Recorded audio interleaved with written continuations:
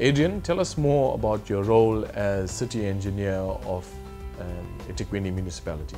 My role is to head up the engineering functions within eThekwini, all the other engineering functions relating to roads, stormwater, coastal infrastructure, buildings, basically all fall under myself.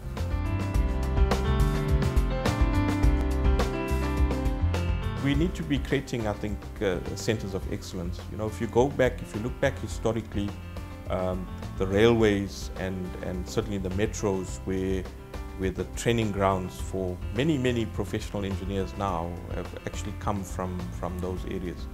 And we've got to go back there. We've got to make sure that graduates who are in their third and fourth year, they want to come and work at the municipality. Now, in order for us to do that, we've got to get rid of this general perception that there's corruption and inefficiency, and we've got to push more and raise the awareness of the technical excellence. We know that we've lost a lot of our professionals from the public sector to the private sector. We really need to start engaging about, you know, guys, under what conditions would some of that capacity be looking to come back into government. Durban stands out largely because of its coastal location. So if you're looking at climate change and sea level rise and those sorts of things, from an infrastructure perspective, we've got good first world infrastructure in most cases, but we do have lots of poor and impoverished areas and huge challenges there that also make for an interesting career, certainly for an engineer.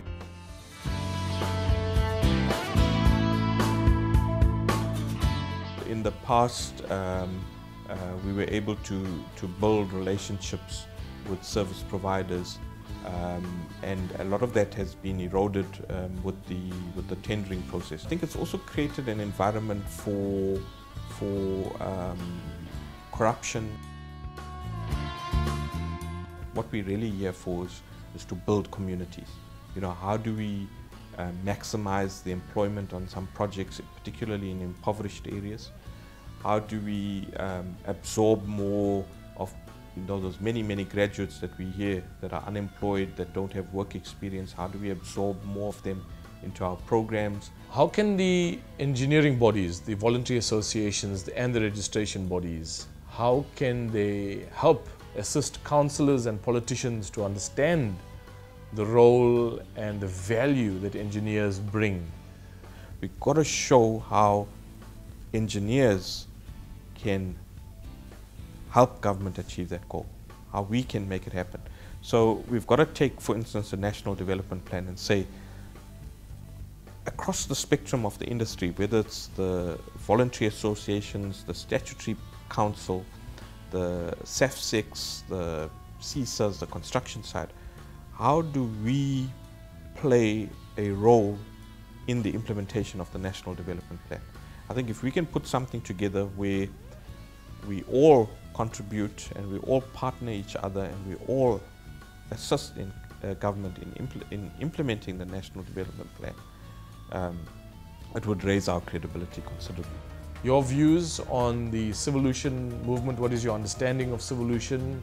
Civilution is how do we take civil engineering as a discipline and almost create a revolution around that. Which is a very good concept, because I think we often get caught up in incremental thinking. You know, we think a little bit tweak here and a little bit there and a little bit, but sometimes we really need to turn things on its head. The civil engineering industry is an industry that touches the lives of many people, more than any other industry and more than any other discipline. Why would you encourage these professionals to participate in the Civilution movement? As an industry, if we don't play a role, if we don't step up to the plate, and if we don't find a way to make a difference, then we've got very little to complain about. So we've got to create the platform, we've got to develop the youngsters, we've got to use whatever talent we have and make a difference.